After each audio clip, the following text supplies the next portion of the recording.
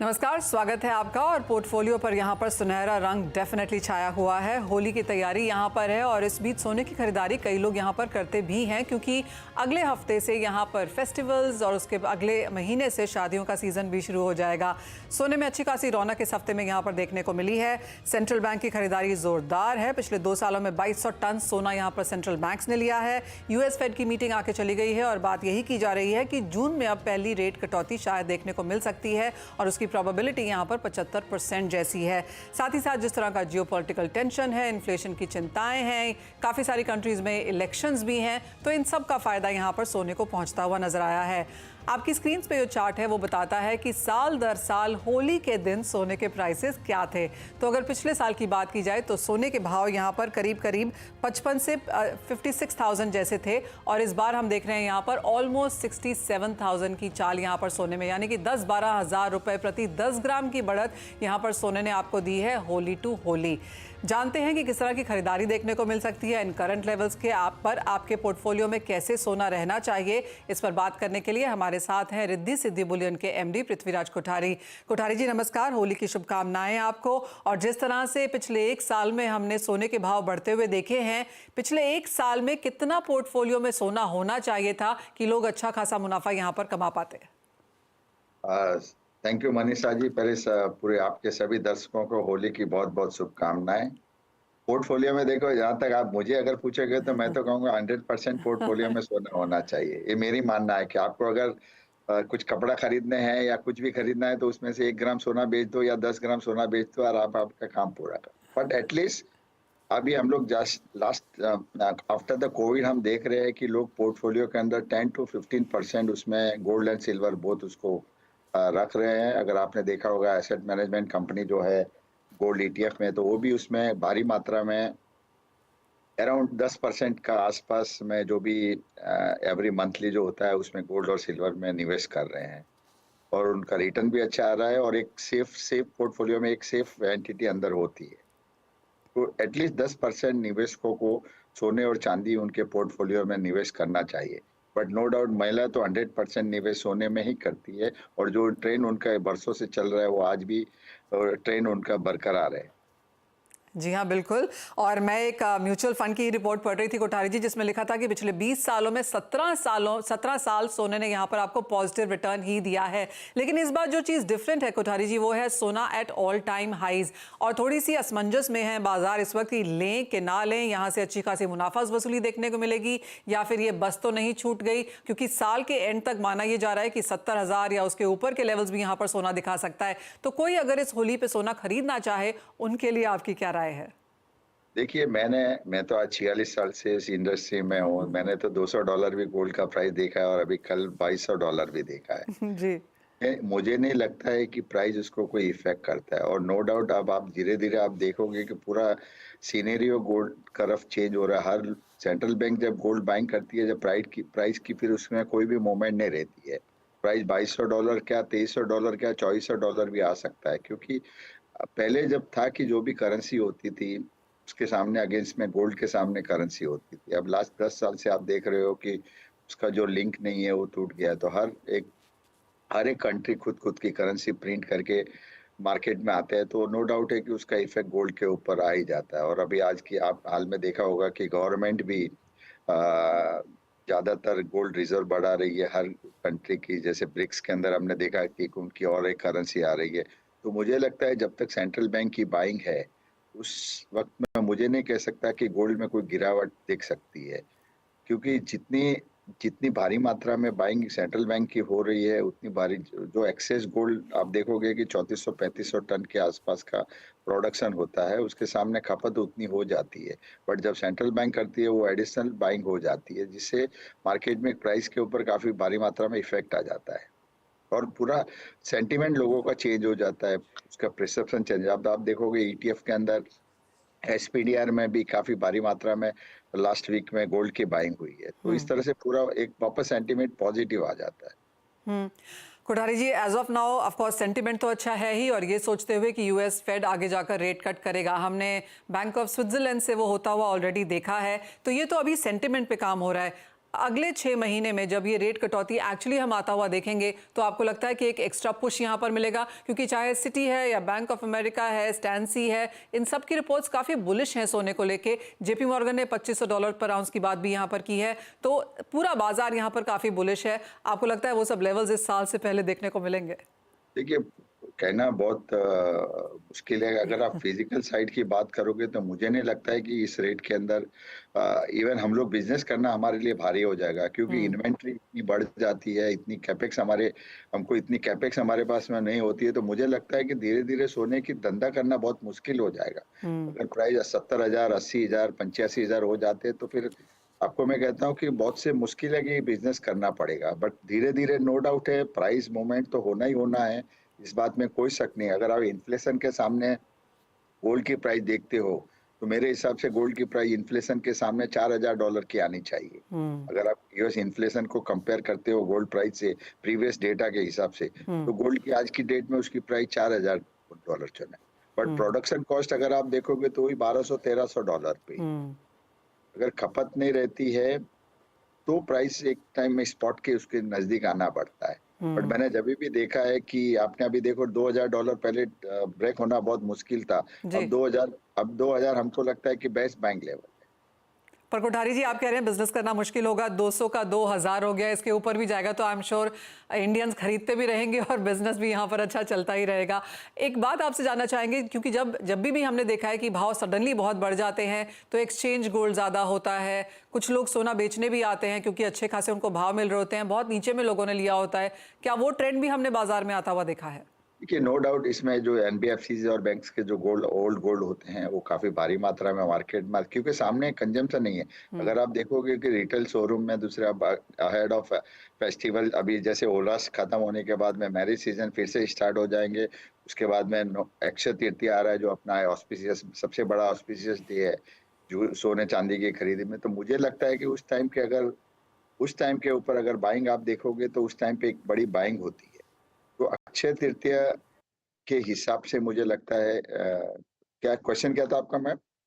मैं आपसे ये जानना चाह रही थी कि अब आगे जाकर किस तरह की खरीदारी एक्सपेक्ट की जा सकती है? क्या एक्सचेंज का सोना और लोग सोना बेचने बाजार में ज्यादा आ रहे हैं? देखिए, ये प्राइस में हमने देखा हुआ है कि काफी भारी मात्रा में लोग ज्वेलरी को एक्सचेंज करते हैं, कि नो डाउट उनका परचेजिंग पावर थोड़ा कम हो जाता है। अगर आप देखोगे तो होली से होली अगर 12-13 हजार रुपया बढ़ा है तो काफी इफेक्ट उसको करता है। तो मुझे लगता है कि इस प्राइस के ऊपर लोग काफी भारी मात्रा में बेचने भी आ रहे हैं, जिनको जरूरत है वो बेचने आ रहे हैं। और स्क्रैप प्राइस अगर आप देखोगे, क्योंकि स्क्रैप देके फिर ओल्ड ओल्ड ज्वेलरी देके न्यू ज्वेलरी परचेज कर रहे हैं और थोड़ी बहुत ज्वेलरी उसमें एडिशन कर रहे हैं, बट उतना डिमांड कहीं पे भी ओवरऑल नहीं है। $30 से $35 की इंडिया के अंदर आप देखोगे तो अभी डिस्काउंट चल रहे हैं गोल्ड की, सिल्वर में काफी भारी मात्रा में डिस्काउंट है। क्योंकि आपने चांदी की यहाँ पर बात करी और यहाँ पर भी 78,000 जाता है और फिर चांदी वहाँ से नीचे आ जाती है, और ये एक दो बार यहाँ पर हो चुका है नियर टर्म में। चांदी में अब यहाँ पर क्या सेंस है, क्योंकि होली के आसपास लोग चांदी भी खरीदते हैं? कि मैं चांदी में काफी बुलिश हूँ। मैंने आपको पहले भी कहा है, चांदी 1 लाख और 1.5 लाख रुपया होने में कोई बात नहीं है। आजकल जो डिजिटल करेंसीज का जो ट्रेंड चल रहा है, हमें ऐसा लगता है कहीं ना कहीं उसका बैक सिल्वर रहेगा, क्योंकि अब गोल्ड बहुत पॉसिबल नहीं है ये प्राइस के ऊपर गोल्ड बैक करना। मुझे लगता है अब आज की डेट में डिजिटल करेंसी का जमाना आ रहा है धीरे धीरे, तो मुझे लगता है कहीं ना कहीं सिल्वर काफी भारी मात्रा में उसकी खरीदारी होगी। एक नई इन्वेस्टमेंट पर्पज आ जाएगा कि लोग जो गोल्ड बैक रखते थे आप सिल्वर बैक रखना चालू करेंगे, क्योंकि पॉसिबल ही नहीं है कि ये प्राइस के ऊपर गोल्ड बैक रख के प्रोडक्ट उतना रिटर्न दे। तो मैं चांदी में काफी बुलिश हूँ। आपने देखा होगा कि चांदी जब भी 67-68 के बाद में मूव करती है, अगर एक बार इसने 80,000 क्रॉस कर लिया तो फिर ये काफी, यानी in terms of US dollar अगर $26 ब्रेक करके क्लोज होता है 2-3 दिन तक, तो मुझे लगता है चांदी $30-32 आराम से पहुंच जाएगी। अच्छी खासी बुलिशनेस यहाँ पर सोने और चांदी में, और आपको जैसे बताया गया कि यहाँ से और तेजी है। तो अगर ये होली आप अपने पोर्टफोलियो में और रंग लाना चाहते हैं तो सोने चांदी को डेफिनेटली इंक्लूड करें। और कोठारी जी जैसे आपको बता रहे हैं कि वो लेवल्स भी वॉच करें, और यहाँ से अगर तेजी आती है तो नए हाइज बनने में बहुत देर नहीं है। कोठारी जी एज ऑलवेज बहुत शुक्रिया साथ देने के लिए, आपको होली की बहुत बहुत शुभकामनाएं। Thank you. इसी के साथ एक ब्रेक के लिए भी रुकेंगे, जब लौटेंगे तो सोने चांदी रिटेल में यहाँ पर कैसे बिक रहे हैं ये बताएंगे आपको। हमारे साथ एक्सक्लूसिवली जुड़ रहे हैं सेनको गोल्ड के MD and CEO Shubhankar Sen. Shubhankar नमस्कार, आपको होली की बहुत बहुत शुभकामनाएं। अच्छी खासी वॉलेटिलिटी हमने सोने के प्राइसेस में देखी है, इंडस्ट्री के लिहाज से बिजनेस के लिए ये कैसा है? देखिए लॉन्ग टर्म के लिए हम लोग का इंडस्ट्री का तो सोच था कि गोल्ड प्राइस ऊपर जाने वाला था, मतलब जाने वाला है, बिकॉज वर्ल्ड वाइड अगर आप देखो नवंबर में यूएस इलेक्शंस है, इंडिया में अभी सामने अप्रैल में इंडियन इलेक्शंस है। ऑल ओवर द वर्ल्ड जब कोई इलेक्शन आता है, ये जैसे कोई भी अनसर्टेनिटी आता है, इसके साथ साथ रशिया यूक्रेन वॉर या इजराइल गाजा वॉर, ये जो भी चल रहा है, तो ये सारे अनसर्टेनिटीज में डी डॉलराइजेशन या ये सब कॉन्सेप्ट्स में लोगों का गोल्ड के ऊपर कंट्रीज के भरोसे या इन्वेस्टर्स के भरोसा बढ़ ही रहा था। तो वी वर ऑलवेज देयर कि बढ़ेगा, मगर जो हम लोग सब लोग बहुत सरप्राइज हो गए कि बहुत ही शॉर्ट टाइम पे ये जंप ले लिया। With in a matter of 7 days एक $150-200 का जंप, वो थोड़ा दिक्कत हो जाता है। एंड बट कस्टमर्स के तौर पे we have seen that there have been customers भी थोड़े पैनिक कर रहे हैं, क्योंकि सामने में सपोज वेडिंग सीजन 5-6 महीने तो है नहीं, बट उन लोगों का मन का यही संशय है कि अरे मेरा suppose weddings is in the month of November December, अभी पूरा साल बाकी है, तो व्हाट इफ गोल्ड 70,000 चला गया तो बाय दैट टाइम, तो अभी ऑलरेडी बढ़ना चालू हो गया। So there have been some level where customers आके अभी से वेडिंग ज्वेलरी बाइंग, जो मे बी प्लान में इतना जल्दी नहीं था, वो थोड़ा थोड़ा करके चालू हो रहा है। एंड कुछ कस्टमर्स जो अपने पर्सनल सेविंग्स बाइंग के लिए है, may be they are postponing, they are looking for Akshaya Tritiya, जो फेस्टिव ऑस्पिशियस टाइम आएगा। And as an industry I think from Senco's perspective हम लोग भी कस्टमर्स के लिए थोड़े बेनिफिट्स दे रहे हैं कि अभी अगर आप एडवांस पेमेंट कर दो, तो फिर क्या होगा कि ये रेट में अगर गोल्ड का बुकिंग हुआ कि अक्षय तृतीया के टाइम में गोल्ड का प्राइस अगर और ऊंचा चला गया, तो फिर आपको ये लोअर प्राइस मिलेगा, और अगर प्राइस नीचे चला जाता है तो आपको नीचे वाला प्राइस मिलेगा। तो ऐसे करके we are also trying to say that कैसे कस्टमर्स को हम लोग बेनिफिट पहुंचा पाए in these kind of uncertain times. तो ये चीज हम लोग कर रहे हैं। ऑलराइट शुभांकर, अब अगर आपकी कैलकुलेशंस के लिहाज से जाया जाए तो आप कैसे देखते हैं सोने के प्राइसेस आगे जाते हुए, फर्स्ट हाफ इस साल में और सेकेंड हाफ के भी साल में?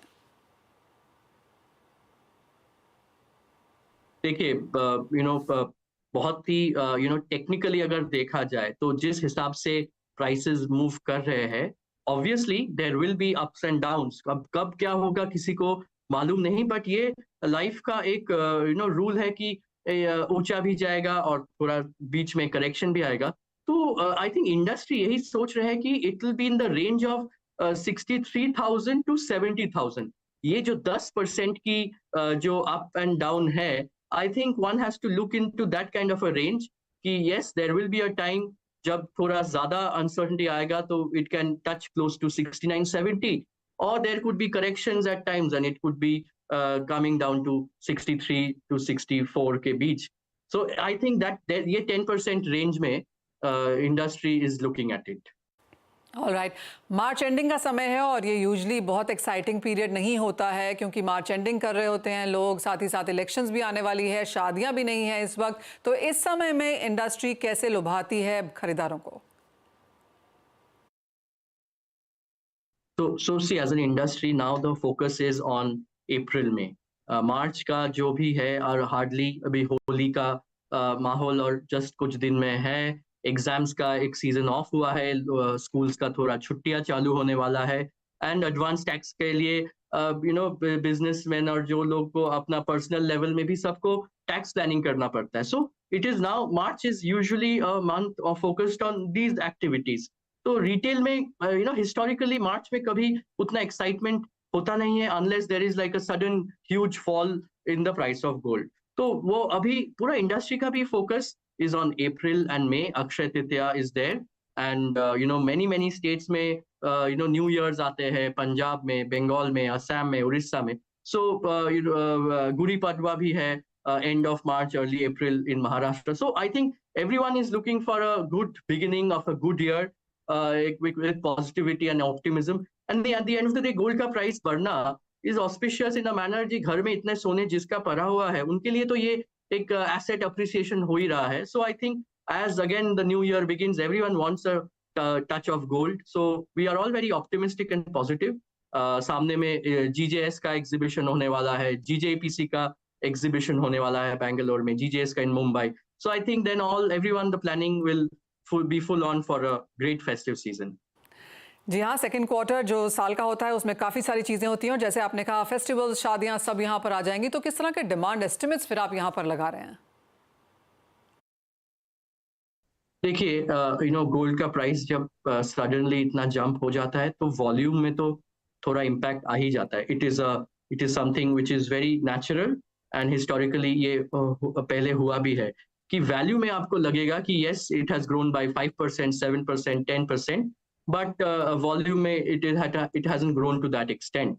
गोल्ड का जो इंडिया में इंपोर्ट हो रहा है, आप अगर देखोगे तो इंपोर्ट क्वांटिटी उतना नहीं बढ़ रहा है. जैसे एक स्टैंडर्ड 700 टन के आसपास, 50 टन प्लस माइनस, वैसे ही एक लेवल में चल रहे हैं. तो गोल्ड का एक्सचेंज, रिसाइकल गोल्ड, इसका rather I think the trend has gone up more. लोगों का ओल्ड गोल्ड एक्सचेंज करके नया सोना खरीदना. So from a brand perspective also हम लोग भी यही कस्टमर्स को बेनिफिट दे रहे हैं कि उनका जितना भी सोना हो, उनका खुद का मतलब सेंको से हो या कहीं और से हो, we are trying to give the best value for the gold, ताकि लोगों का परचेस एंड ज्वेलरी ट्रांजैक्शंस होता रहे. तो I guess that we are also looking, value terms में ही बात करें तो अराउंड 7 से 10% ग्रोथ फ्रॉम द इंडस्ट्री. इस हिसाब से I think everyone is planning. Alright, ये तो बात हुई मार्केट की, लेकिन शुभंकर आपसे जानना चाहेंगे कि अब सेनको के क्या प्लान्स हैं अगले क्वार्टर के लिए, आपकी स्टोर एक्सपेंशंस को लेकर? क्या यहाँ पर ज़्यादा लॉन्चेस होने वाले हैं? और क्योंकि शादियाँ और फेस्टिवल्स आने वाला है, तो आपसे क्या कुछ एक्सपेक्ट किया जा सकता है? राइट, सो हम लोग का अभी फर्स्ट क्वार्टर अप्रैल में, जून में, our focus is to have a good Akshaya Tritiya festive season, शुरुआत साल का अच्छे तरीके से हो. There are some stores in the pipeline, so 3-4 stores के ओपनिंग के पूरा काम चल रहा है इंटीरियर्स का, तो वो सारा स्टोर्स को quarter 1 of the new financial year में लॉन्च किया जाए. हम लोग का सामने में we are planning for launching of new designs and ranges every year. We call it the bangle Utsav, which is the various ranges of bangles, वो कराज हो, पाटले, स्लीक बैंगल्स, डायमंड में, प्लैटिनम में, एवरीडे वेयर के लिए भी एंड ट्रेडिशनल वेयर के लिए भी. सो वो पूरा डिजाइनिंग के ऊपर काम चल रहा है. And I think that the focus is that नया साल में, while the elections is on, but that is going to be a part of life. So people have accepted it and they have moved on. I think that everyone is very positive कि नए साल में people should go for more growth and more success. तो उस हिसाब से I think that consumers are sentiment wise, आप अगर पूछे and we are interacting with them, they are quite positive. Actually consumer का average ticket size for the jewelry sector अगर देखा जाए तो it has gone up from the previous year. So gold का price बढ़ने के लिए ऐसा नहीं कि consumers का consumption towards the sector and the category has gone down in terms of value. So it has gone up in terms of value. So उस हिसाब से for Senco, it is a new store launch, new design and collection ranges that we are launching. And then yes, एक चीज दिमाग में रखना है कि wedding season first 5-6 months में ज़्यादा तो weddings है नहीं, very limited occasions रहेंगे. But then there will be these auspicious occasions and big day sales like Independence Days and other occasions. तो उसको लेके चलना है and then prepare for the coming wedding season that August, September में पूरा चालू हो जाएगा for November, December, January. So this is how the calendar is looking like. All right, काफ़ी एक्साइटिंग कैलेंडर है वो. लेकिन एक फाइनल सवाल आपसे, और डोमेस्टिक मार्केट्स में तो आप ब्रांड एक्सपेंशन कर ही रहे हैं, स्टोर एक्सपेंशंस भी कर रहे हैं, लेकिन क्या अब आप आउटसाइड द कंट्री भी देख रहे हैं? क्या देश से बाहर विदेश जाने की भी तैयारी है?